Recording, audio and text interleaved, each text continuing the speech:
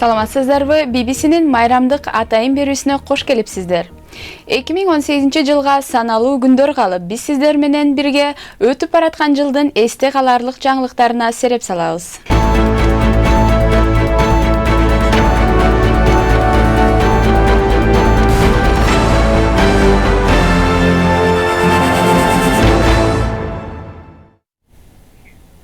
Соңку 2 айда өздөрүн ислам мамлекети деп атаган топтун жагдайы чоң өзгөрүүлөргө дуушар болду. 2014 жылы күчөп турган учурунда экстремисттик топ Сирия менен Иракта ири аймактарды ээлеп, 10 миллиондой кишини өз көзөмөлүнө алган. Бирок чөлкөмдөгү мамлекеттер АКШ менен Россиянын аскердик колдоосуна таянып, Иран, Түркия жана Ливандын катышуусу менен аталган топтун чабуулдарын кайтарууга жетишти. Бул Ислам мамлекети аттуу топтун 2017 жылдын январь айындагы аймагы. 2016 жылга караганда 4/1 бөлүгүн жоготкон. Ал эми быйыл кандай өзгөргөнүн көрүңүз. Ислам мамлекети улам бир шаардан сүрүлүп отуруп, башкы чордондорунан да айрылды. Чоң жеңиш июлдун ортосунда болуп, Ирак өкмөтү Мосул шаарын өз көзөмөлүнө алганын жарыялаган.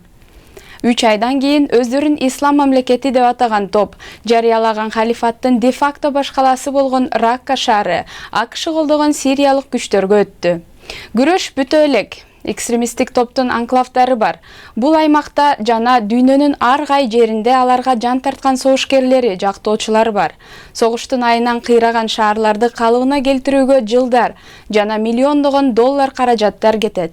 Ал эми тургундардын жүрөгүндөгү жараатты кетирүү андан да татаал болот. 2017 жыл башталганда Британ өкмөтү евро биримдиктен чыгуу боюнча сүйлөшүүлөрдү жүргүзүү үчүн кубаттуу мандат алабыз деген максатта мөөнөтүнөн эрте жалпы шайлоо жарыялады. Шайлоонун натыйжасы күтүүсүз болуп, бир да партия үстөмдүккө жетпей калды. Мындан тышкары Британия башка да саясий кырдаалдарга туш келип жатты. Британ саясаты үчүн бул өзгөчө кызуу жыл болду. Бул окуялардын таасири көптөгөн жылдарга тарамакчы. Европа биримдигинен чыгуу процесси расмий түрдө башталып, Brexit саясий турмушта үстөмдүк кылды. Британия Европада мыкты келишимге жетиши үчүн стабилдүү жана күчтүү лидер керек. Себеби Brexit өтө маанилүү. Бардык маселе Brexitке негизделет. Brexit келишимин туура түзүшүбүз абзел. Ушул платформада туруп Тереза Мэй июнь айында мөөнөтүнөн эрте шайлоо болорун жар салган. Бул 1 жылдан ашыгыраак убакыттагы экинчи шайлоо эле. Бирок күчтүүрөөк мандатка жетүүнүн ордуна анын консервативдик партиясы 13 орунду жоготуп, парламенттеги үстөмдүгүнөн айрылды. Үгүт иштери учурундагы чабуулдар дагы бул шайлоону башкалардан обочолонтту. Март айында парламенттин тушундагы Уэстминстер көпүрөсүндө унаа тургундарды тебелеп өттү. Андан кийинки 6 айда дагы 5 чабуул жасалып, алардын эң катуусу Манчестерде болду. Концерт учурунда жанкечти бомбасынан 22 адам каза тапкан.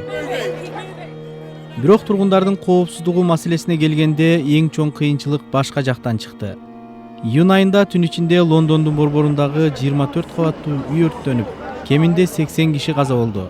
Аталган окуя соңку тарыхтагы эң каргашалуу окуя деп аталып, өкмөттүк мекемелердин иши тыгыз текшерүүгө алынды.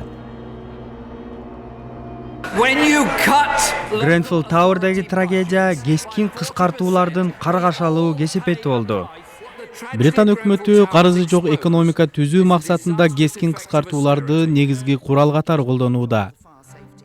Бирок Brexit жараткан бүдөмүк жагдайдан улам дүйнөнүн 5-чи ири экономикасынын кредиттик рейтинги жана эл аралык валюта фонду берген өсүш божомолу төмөндөтүлдү. Brexit боюнча 2018 жылкы сүйлөшүүлөрдүн натыйжасы кийинки муундардын жашоосуна таасирин тийгизет. –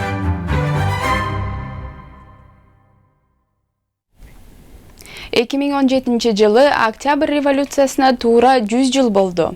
Большевиктер бийликти басып алып, дүйнөдөгү эң биринчи марксисттик мамлекетти негиздешкен. 1917 жылдагы окуялардын жаңырыгы азыркыга чейин басыла элек.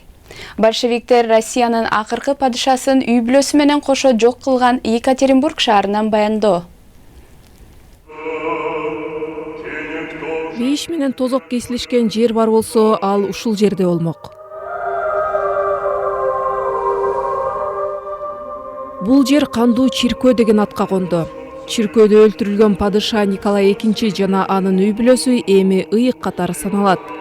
Большевиктер аларды кызматкерлери менен чогуу жазалаган жер Чиркөөдө белгиленип турат.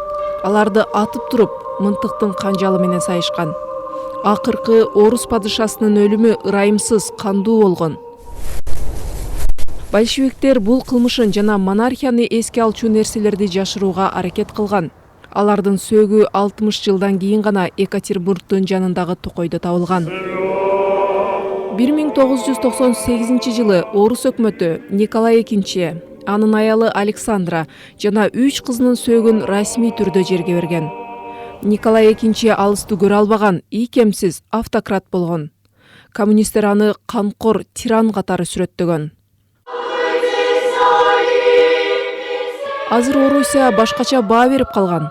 Чиркөөдө ыйык Николайды жакшы адам катары көрүшөт. Мен аны дайым Россия деп аталган чоң кеменин капитанына салыштырам. Ал кемеде аягына чейин турду. Бул мектеп падышачыл Орусиядан эргүү алат.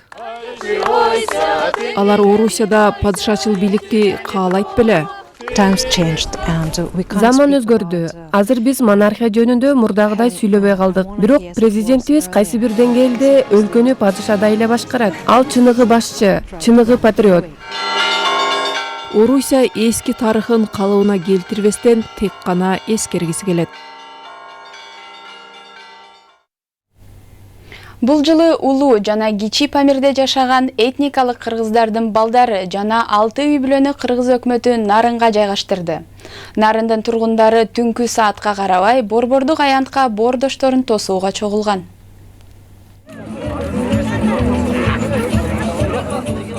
Нарын шаары. Теңиртолуктар Памирлик боордошторун шаң салтанат менен тосууда. Бул жака Памирлик кыргыздардын 33-ü келди. Көпчүлүгү өспүрүм балдар. Арасында кош бойлуу келин да бар. Ушул элге келгениңиздерге ыраазы болуңуздар. Сиздер бир нерсени билиңиздер, кыргыз эли сиздерди аябай күткөн. Мына өзүңүздөр да көрүп атасыздар. Оганстандагы кыргыздардын турмуш шарты оор, тамак ашы начар, медициналык тейлөө жок. Ошол себептүү өлүм житим көбөйүүдө. Учурда Памирликтер 800'ün айланасында гана калды деп расмийлер билдирүүдө.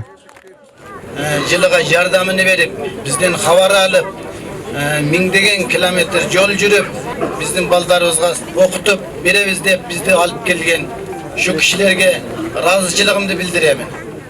Балдарын окутуу максаты менен келген ооган кыргыздарын өкмөт алгач медициналык кароодон өткөрөт. Андан соң аларды Нарындын Куланак айылына жайгаштырат. Кесиптик лицейде атайын жатаканасынан орундуктар бөлүндү. Ошол орундуктарда адаптация болуш үчүн 1-2-3 ай ошол жерде чогуу болобуз. Андан кийинки пландаштырып баштайбыз. Памирлик кыргыздарды көчүрүп алуу маселеси көп жылдан бери эле көтөрүлүп келет. Кыргызстан биринчи жолу ооган өкмөтүнөн уруксат алып, балдарды окутуу тууралуу келишим менен Памирликтердин бир тобун өлкөгө алып келди. Руфат Эргешов, BBC, Нарын шаары. Окууга келдим мында. Жаңылыктардын соңунда дипломатиялык белек жөнүндө. Орус жана түркмен лидерлеринин октябрда Сочидеги жолугушуусунда бир күчүк элдин назарын тартып алды. Путин күчүктөрдү жакшы көргөнүн баары билет. Андыктан президент Бердимухамбетов Путиндин 65 жылдыгына верный аттуу күчүктү белек кылды. Путин ага абдан сүйүнүп, күчүктү кучактап кармап отурду.